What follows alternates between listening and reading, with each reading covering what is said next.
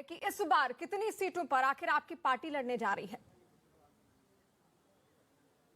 देखिए, कुछ सीटें तय हो गई हैं, उस पर हमने अपने प्रत्याशियों की घोषणा भी कर दी है।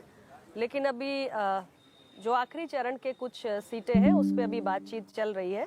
तो मुझे लगता है कि जल्द हम उनको भी तय कर लेंगे और उस पर भी हमारे प्रत्याशी घोषित कर दिए जाएंगे। जी अनुप्रिया जी, बीजेपी और आप दोनों ही सीटों पर सहमति की बात कर रहे हैं, तो सीटों का आखिर ऐलान कब तक होगा? नहीं, हम अपनी सीटें जैसे जैसे भारतीय जनता पार्टी के साथ सहमति बनती जा रही है वैसे वैसे हम अपने प्रत्याशी डिक्लेयर करते जा रहे हैं। आपने देखा, हमने रामपुर की स्वार टांडा सीट पर प्रत्याशी की घोषणा कर दी, बहराइच नानपारा पर भी घोषित कर दिया, घाटमपुर कानपुर नगर पे भी घोषित कर दिया और मऊरानीपुर पे भी हमने अपना प्रत्याशी घोषित कर दिया। तो इस प्रकार कई सीटें जो हमारी क्लियर हो गई हैं उस पर हमने प्रत्याशियों की घोषणा कर दी है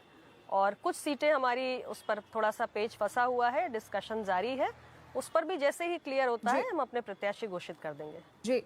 अनुप्रिया जी, आपने रामपुर की जो स्वार सीट है वहां पर हैदर अली खान को उतारा है, आपको क्या लगता है कितनी मजबूत छवि है यहाँ पर हैदर की अब्दुल्ला आजम के खिलाफ? देखिए, ऐसा है कि नूर महल की सियासत ने कांग्रेस से अपना दल तक का सफर तय किया है और आज एक युवा उच्च शिक्षित बहुत ही साफ सुथरा चेहरा हमें मिला है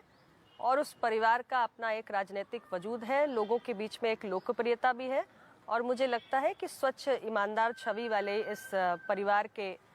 सदस्य जो अपना दल से चुनाव लड़ रहे हैं, रामपुर की जनता उनको निश्चित रूप से पसंद भी कर रही है और रामपुर में परिवर्तन होगा, ऐसा मुझे भरोसा है।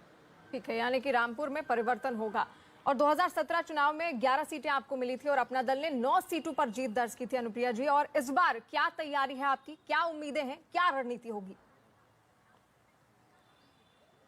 पूरी तैयारी है, एक एक सीट जो हम लड़ेंगे अपना दल हर एक सीट पर अपनी मजबूती से जीत दर्ज कराएगा और आप देखिएगा पिछली बार से बेहतर हमारा स्ट्राइक रेट होगा और जितनी भी सीटें हम लड़ेंगे हर सीट हम जीतेंगे और बहुत बड़े अंतर से जीतेंगे। जी अनुप्रिया जी, रामपुर की स्वार सीट से इससे पहले भी आपने जिक्र किया और रामपुर की स्वार सीट पर आपने हैदर अली को उम्मीदवार तो बनाया है, और अब क्या माना जाए कि इस बार आजम खान का जो गढ़ है वो ढहने वाला है? देखिए, निश्चित रूप से वो प्रतिनिधित्व कर रहे हैं उस क्षेत्र में और उनका एक इन्फ्लुएंस रहता है जो चुने हुए जनप्रतिनिधि होते हैं, लेकिन इस परिवार का भी एक लंबा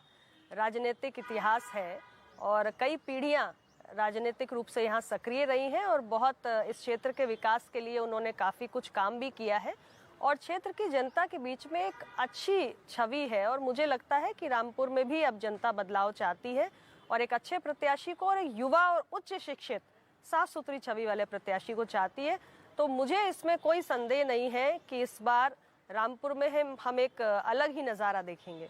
जी, यानी कि रामपुर में अलग नज़ारा इस बार देखने को मिलने वाला है। आपकी मां की जो पार्टी है और इस बार समाजवादी पार्टी के साथ वो है, कितनी बड़ी चुनौती ये आपके लिए होगी, क्योंकि उनका भी असर उन्हीं इलाकों में है जहां पर आपका प्रभाव है?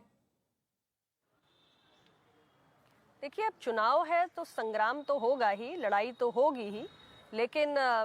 समाजवादी पार्टी की तरफ से जो लोग वहां पर रहे उनके प्रति मुझे लगता है कि रामपुर की जनता के मन में एक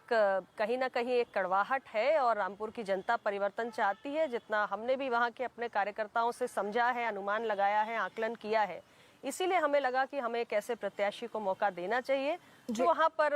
बदलाव का एक संकेत हो सकता है और एक नए युग में, एक नए दौर में रामपुर की जनता को और उस क्षेत्र को विकास के एक नए अध्याय से जोड़ सकता है, उसमें लेकर जा सकता है। जी अनुप्रिया जी, रामपुर की तो आपने बात कर ली, लेकिन रामपुर के अलावा अगर और विधानसभा सीटें देखी जाए जहां पर आप इस बार अपने अपने उम्मीदवारों को रखने वाली हैं, क्या चुनौतियां वहां पर अपना दल देखती है, किस तरीके से उन चुनौतियों से निपटा जाएगा?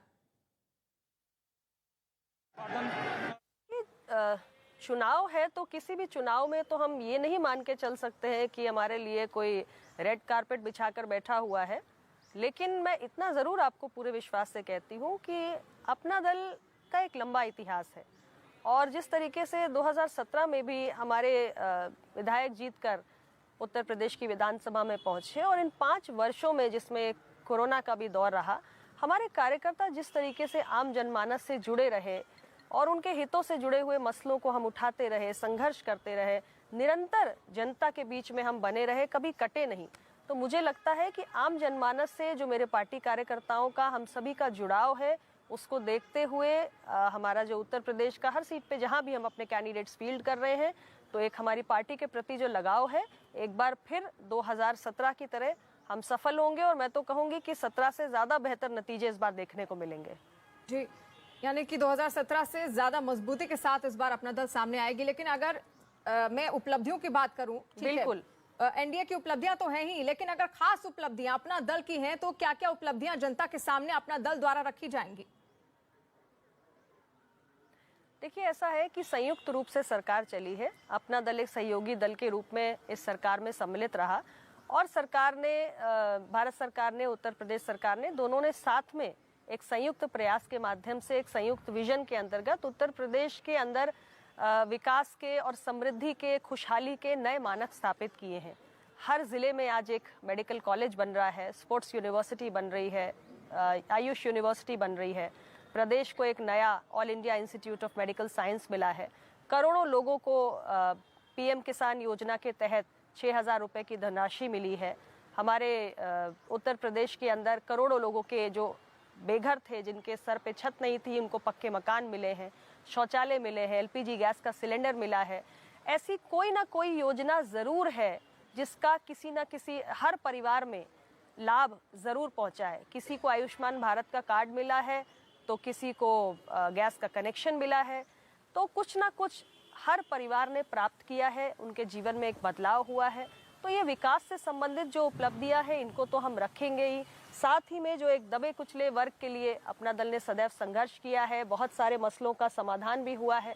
वो सबको भी लेकर हम आम जनमानस के बीच में जाएंगे। आप देखिए, उत्तर प्रदेश के अंदर 69,000 शिक्षक भर्ती का प्रकरण काफी लंबे समय से चल रहा था, उसका भी समाधान हुआ है। नियुक्ति पत्र मिलना बाकी है, उस संबंध में भी हम इस बात को कह रहे हैं, बहुत जल्दी उसका भी समाधान किया जाएगा। तो मुझे लगता है बहुत सारे विषय हैं जिनकी चर्चा